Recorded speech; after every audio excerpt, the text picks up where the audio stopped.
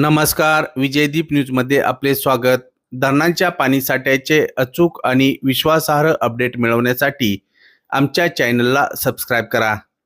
तसेच व्हिडिओला लाईक आणि शेअर करायला विसरू नका. मंगळवार 4 ऑगस्ट सकाळचे भीमा व नीरा खोऱ्याचे अपडेट.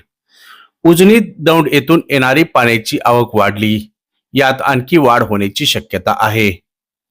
परिणामी उजनीमधून भीमा नदीत सोडल्या जाणाऱ्या विसर्गात वाढ करण्यात आली आहे.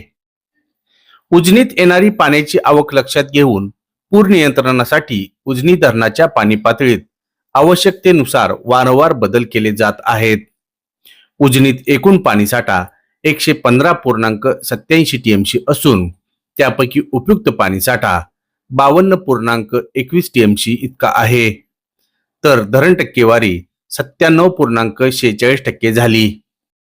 उजनीत दौंड येथून 68,897 क्युसेकने पाण्याची आवक आहे. तर उजनीमधून सोडल्या जाणाऱ्या विसर्गात सकाळी 8 वाजता वाढ करण्यात आली. उजनीच्या वीज निर्मिती प्रकल्पामधून 1,600 क्युसेक तर सांडव्यावरून 80,000 क्युसेक असा एकूण 81,600 क्युसेक विसर्ग भीमा नदीत सोडला जात आहे.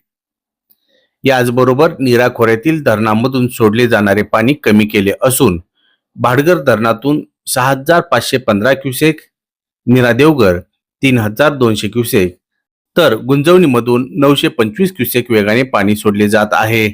वीर धरणामधून सोडल्या जाणाऱ्या विसर्गात घट करण्यात आली असून वीरमधून 14,816 क्युसेक वेगाने पाणी नीरा नदी पात्रात सोडले जात आहे.